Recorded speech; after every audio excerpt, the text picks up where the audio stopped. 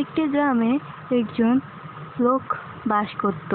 সে তার ছেলে ও মেয়েকে নিয়ে থাকতো। কিছুদিন আগে তার স্ত্রী মারা গিয়েছিল। হঠাৎ তাদের কাছে একটি ফোন কল এলো এবং ও প্রান্তর থেকে বলল, তোমাদের গ্রামে ডাইনি আসছে, তোমরা আর কেউ বাঁচবে না, হা হা হা হা হা। তারা খুব ভয় পেয়ে বাহিরের দিকে গেল। তারা তাড়াতাড়ি বাহিরের দিকে গেল।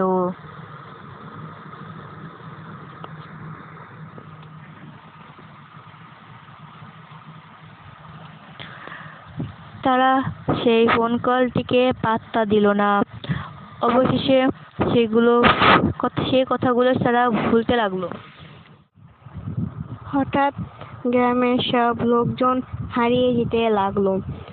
তারা তাদেরকে খুব ভালোভাবে খুঁজলো, কিন্তু কোথাও পেল না। তারা একজন তান্ত্রিকের কাছে যাবার সিদ্ধান্ত নিল।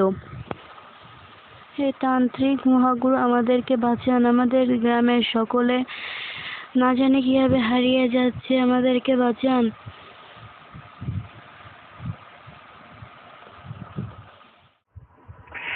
এই ডাইনি দাঁড়া, আমি তোকে দাঁড়াতে বলছি না, দাঁড়া।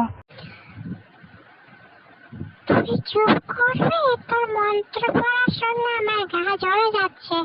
চুপ কর না রে। চুপ করছি, তুই আগে দাঁড়া এখানে। দেখে নে বাপের পরিণাম কতটা ভয়ঙ্কর। দেখলি তো, তোর অহংকারের জন্যই আসছিস।